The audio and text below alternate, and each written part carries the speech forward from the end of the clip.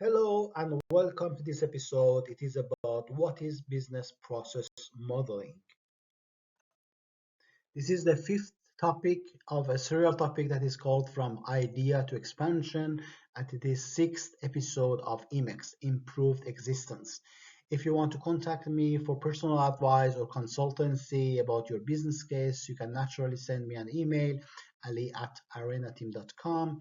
And please don't forget to follow and subscribe us on Improve Existence on YouTube channel and newly account on Instagram that is emex.an or emex.ir. Thank you. Now we have come to the essence of business modeling. What is it? Actually, business modeling is a very first step when you go to structure up and systemize details in order to have the revenue and profitability of the product and services you provide to your target market. That is what business modeling is. In order to do that, you have to take the strategy, the frameworks that you have from your previous phases now to the operative plans. That means that you have the means and tools in order to drive the company forward in your target market and start selling things. But the only thing that you have to consider even in this matter is the sustainability of your plans, the sustainability of your revenue, the sustainability of profitability. By sustainability, I don't mean, for example, the environmental issues or renewable energy matters and these things that we usually talk when it comes to the sustainability. Sustainability has a broader sense. Sustainability, that means that there is a continuity in what you are doing, and it remains that way that you have planned, and they have less up and downs in accordance to the processes that you are engaged in. That is the sustainability I'm talking about. So try to put that approach in the business modeling that you are working on. In order to go from strategy to operative plans in your business modeling, you have different types of components. These components can help you to categorize which maps and which categories you have to have in your business modeling. It can be a part of the business plan that you have to develop.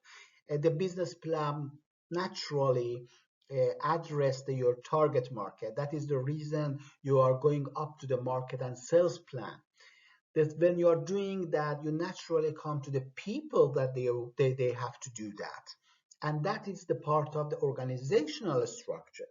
When you are thinking about the organizational structure, you come out with people that whether they are in-house or outsourced, whether they are your partners in business or they are employed or consultants engaged in your company as an the outsource resources.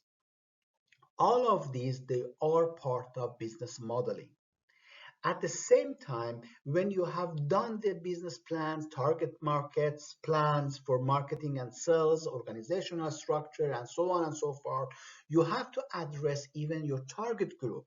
The target group needs also a business model. That is, if it is B2B, if it is B2C, if it is subscription based, or it is on-demand based.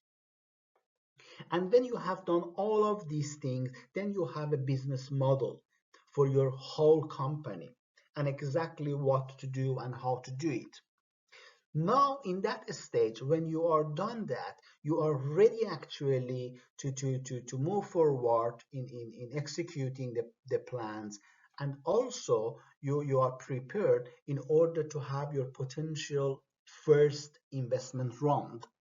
That is the best time, according to me, that is the best um, way to do the investment round now after you are doing all of this, because then you have all the answer you need actually to address the attraction needed in order to take the investors in your company. As usual, in all the episodes, we talk about common mistakes. What common mistakes should be avoided? The very first thing that I have seen and experienced is that many people, they connect the business modeling to what they are used to, what they are good at, and not the business concept that they have. For example, if somebody is good at B2B or B2C, they try all the business concept connected to that type of the modeling that they want and they can. That is the wrong thing, because the base of your modeling should be the business concept that you have. The business concept should show you what type of the modeling you have to choose. No matter if you are comfortable with it or not, it is the truth that is there and is the real life of the business. The another matter is that when you are planning for things 3 years ahead, 5 years ahead, a part of this plan is naturally pricing, right? But what I have seen and experienced that many people, when it comes to pricing, they don't have any flexibility. They don't consider that, okay, for the next 3 years, maybe there are financial conditions globally, nationally, regionally, that they can influence my business, and that reason I may have different type of pricing system in order to adjust myself to the situation, to the client's needs, and so on and so forth. So when you are talking about the pricing and you try to calculate the pricing, please consider those parts as well. Another thing is that many people, when they are through their business models and they are satisfied with that, they pilot it. That is a natural way to do. You find a potential customer, you pilot with them to see if the business model is working or not more working. The problem that I have seen, that many, they don't say that it's pilot. They are just going to the customer, and they have a contract, whatever they have to do, agreement, and then they start delivery of the product or service, whatever it is. And the customer doesn't know about this is a pilot. They have it for themselves. They say, okay, we are piloting with the customer, but they are not saying to the customer. You have to go out and say to your customer that we are piloting together with you. Then you don't close the door, because then your customer is with you with the feedback. They know that it may come with some adjustment. They may in a period revise the model, and many things that you can go through together with your customer. Not saying that, you are closing that door, and you create expectation for customer that is the business model running up, and you know that is not the case. It is piloting. So if you are piloting, please talk to your potential customer and tell them that it is piloting period, and be very clear about the terms and conditions for that period. Another matter is that many people, when they are doing the business modeling, they are just thinking about the revenue and profitability, and they do everything there, and they forget the other part, that is added value and shared value. Those parts are much important, as well as any other component that you have to take in consideration when you are planning for revenue and profitability. That should be combined with what you are doing. The another matter is that sometimes I have seen that many people, they consider competitors totally different from themselves, and they want to push them away in order to have a better market. That is not a good strategy all the time. Sometimes your competitors, they can provide some other services or some other products that can improve your contribution to your customer. That means that your customer can be better off with so many more products, or maybe better services that you can alone provide it. And in that way, even though it can improve your revenue, rather than it take away your revenue because you are pushing away the competitors. I'm not saying that all the competitors can be your corporate partners, but I'm saying that in many cases that I have seen, there is a potential in order to combine these two and have a much better revenue and better profitability. Another matter is that many people, they think that skills and systems should be a part of the in-house resource and it belongs to company in order to move forward, and they consider that in the business model. Sometimes your business model, in order to succeed and have the sustainability in profitability and revenue, need to have the outsourced. That means that whether the skills or the system should be outsourced in order to have the better margin, sometimes less administration, and so on and so forth. So when you are thinking about skills and systems, please consider it should not always included in your business model for your own company. And the last thing that I have seen in common mistakes, it is that many times cost and pricing and compensation structure is not a part of the business plan and budget for cost. So that means that you have hidden costs, you have a commission-based, for example, efforts, you have sweet equity, and many of these things are types of the compensation that they are not a part of your plans, and it not be transparent towards the people that you are working with. But the fact is, those costs are a part of your plan, whether you want it or not. So it's better to take in the business modeling the real cost pricing, if there is compensation model that you want to consider about the sales or whatever it is that you have to do. So take all of these in the business plan, budget for cost, market and sales plan, in order to have a complete structure for everything in details. Now, this is the last part is actually we are talking about, okay, how can I move from this phase, what I have to do for this phase in order to go to the next phase, that is organization, from modeling to organization. So in this phase, you have to go through the following steps. You have to, first of all, you have a lot of analysis result that you have collected from the previous phases, right?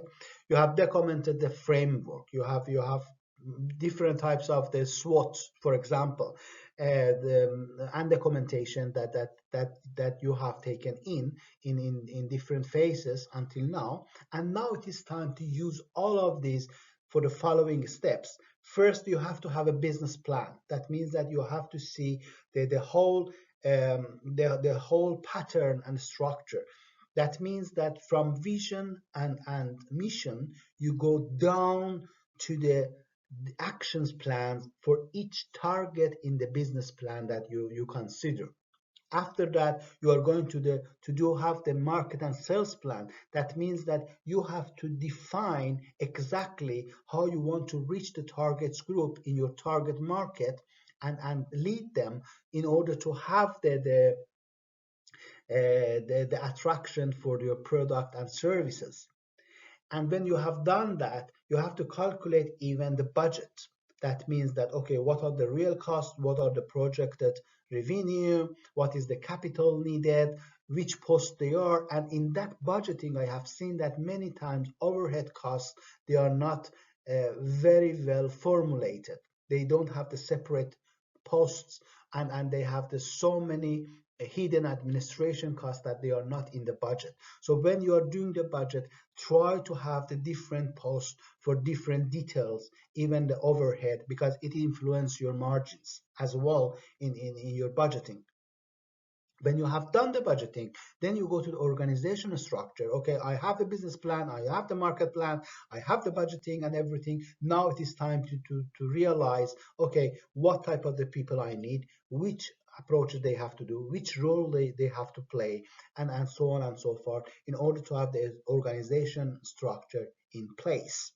And after that, you have to go, okay, now I have the organizational structure. I know that this type of the things should be outsourced, this type of the things should be in-house. Okay, what is the collaboration structure now? So how I can cooperate with my partners, what subcontractors, and so on and so forth. When you have done the collaboration structure, then you go back again to the business plan. Why you have to do it? Because sometimes through this process, you come up with new information and new approaches and new solutions, and then you have to revise what you have done before, and then you move these steps again. Usually, when you are doing this, you have maybe 2 or 3 drafts before you come to the final version of the whole structure. And that is what you have to do in order to have a good follow-up on the next step. And about added value and shared. You see, added value, they say that, okay, they contribute to better service and this, the whole thing is that added value sometimes justify your pricing as well and servicing your offering. Because sometimes you have, we call it premium product or premium services. Sometimes you have a higher price in comparison to what it is on the market, right? By doing the added value correctly, you can even justify your pricing. The customer doesn't see it as an expensive thing sometimes, but it is needed, and the reason it is needed, even though the price is high, is because I have this and that. And in added value, it's not always a service. Many says added value means which services I provide. No, sometimes the added value even is reduce the cost for the client or customer. That is also a part of added value. So calculate all of these things correctly. The shared value is important as well. Why? Because then you have a team that they have shared value in order to reach the goal that you have in all these plans. So shared value create also a culture in the company in order how we deal with different situations in order to have the target that we want to be reached. And when you have done all of these matters, then it is the pitch deck should be ready for investors. And I have seen it so many times. I'm sitting with the pitch decks almost every week. And many of these pitch decks, unfortunately, they are company presentation. They are not pitch deck.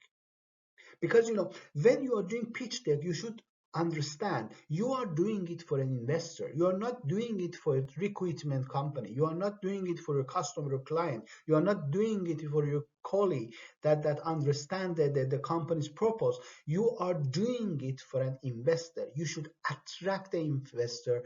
Wow, that is the company I want to invest in. That is the pitch deck.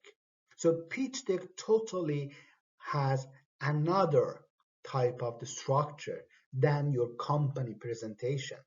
I have seen so many companies, they just mail me with a company presentation at the pitch deck and they want help. It doesn't work that way.